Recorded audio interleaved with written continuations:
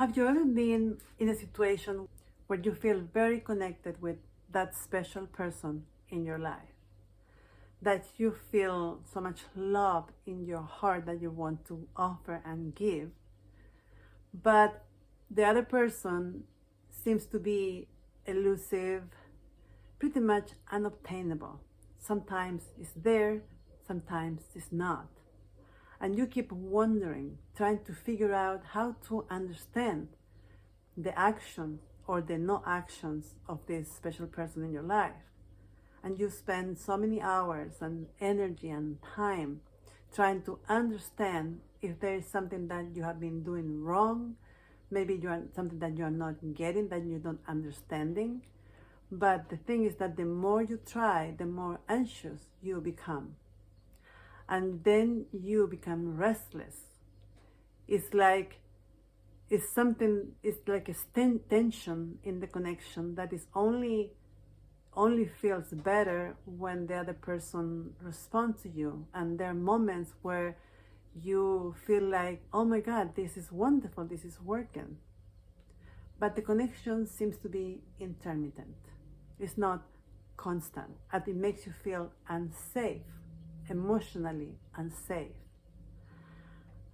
And then the more you try, and you feel like you need to try more or do better to get this person's attention, to finally see you and see the value that you are and that you offer, so eventually this person can receive it and be open to receive it. It could be very frustrating and wonderful at the same time because the feelings are so intense, right? It's one moment you are in heaven and the next ones you are in hell. And that can go on and on as long as you keep that connection running. So if you are in this situation or has been in this situation more than once, many times, you might be repeating a pattern. It's like you are always finding yourself at the same place, a place where you feel pretty much abandoned, not seen, not appreciated. And even if you know that is not good for you, you don't find the way to get out. It's like you really know what to do, you know what you have to do, but you don't find the courage because you have so many doubts about what is right, what is wrong, what should be doing, what I shouldn't be doing. And that consumes your time, your energy, everything. Well, that is when we are somehow oriented and directed to repeat something that is familiar, because that uncomfortable feeling feels familiar to us. We have been there many times, and we have been there since we were children. Yeah. As many things, it happens during childhood. If our parents were not fully present the way we need them, because perception is super important here, because of course your parents might be very much love you, support you, and take care of you, but if you felt inside that something was missing, you didn't feel that you were held in a way you needed, in alignment with the emotional needs that you have, because we have different levels of sensitivity. Some of us may be more sensitive than others. So if when we were growing up, we didn't feel like we belonged to the family, we didn't feel that like our parents or caregivers, the people around us taking care of us, were there for us when we need them, when we get into troubles, when we were afraid at night, something very common, right?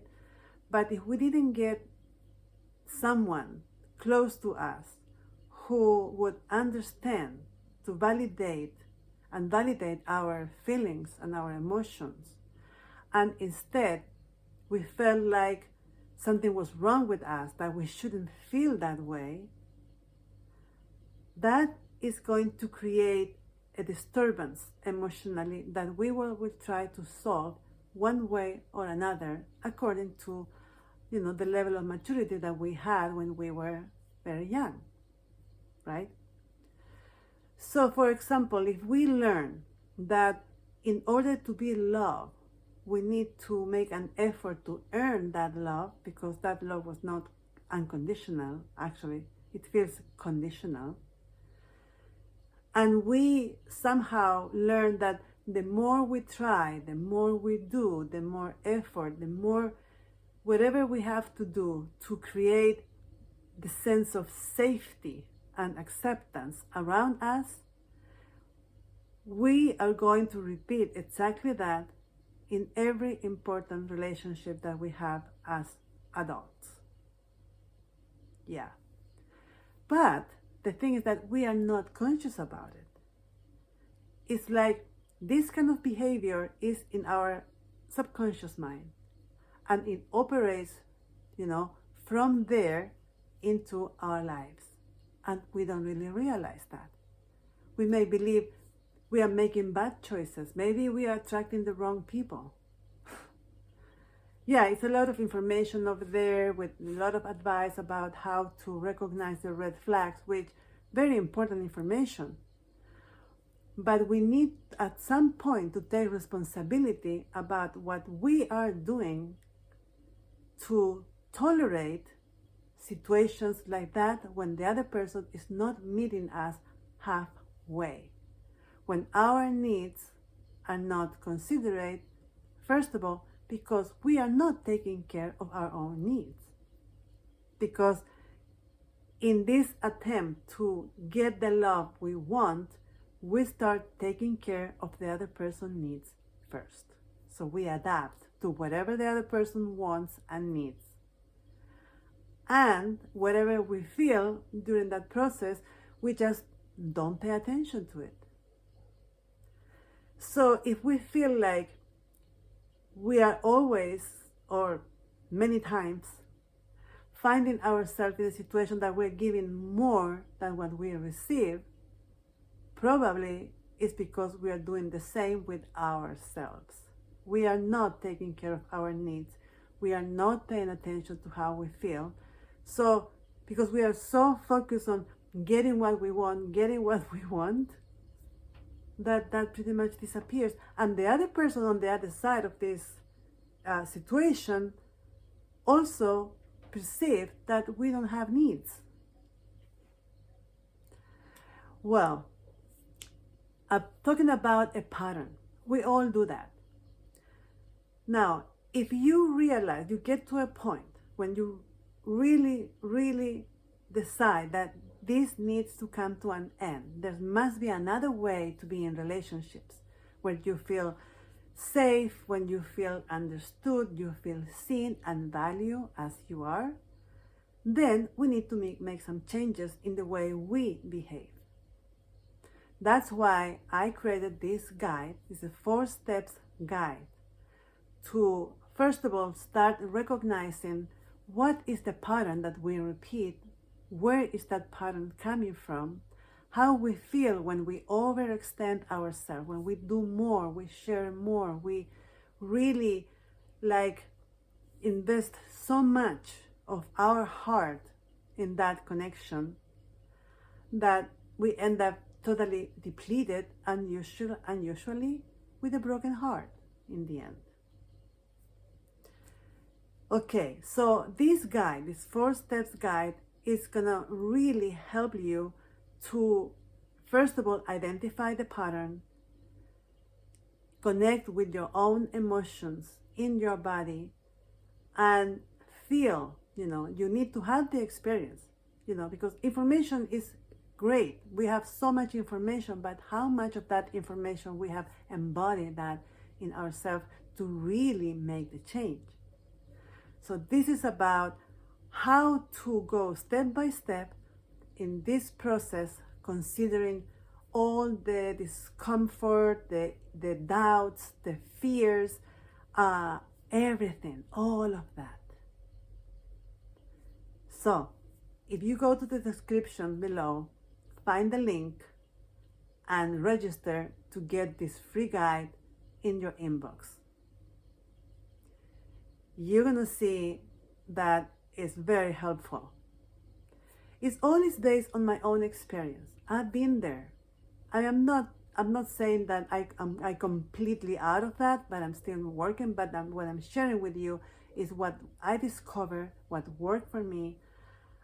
But the most important thing is with a lot of compassion and support, because what happens many times when we are feeling that way and we share this with our friends, and our friends with the best intention, they want the best for us. And sometimes they put a lot of pressure, and to the point that we feel shame. We feel there's something very wrong with me. I shouldn't be feeling this way. But this is totally the opposite, because we are going to accept everything that is going on. Every little detail, the emotion, the emotional roller coaster, the doubts, the struggle, especially the struggle between what we know is good for us and the tendency to repeat something that we know already doesn't work, but we can stop it because it feels like an addiction. And actually, it is an emotional addiction. So if you want to break free from the attachment to all these unhealthy connections and relationships, this guide is going to help you right with that. So please subscribe to my channel, share this video with your friends, and leave me a comment. I would love to know what you think about this, where you are right now, what are you struggling with. I hope this was helpful, and see you next time.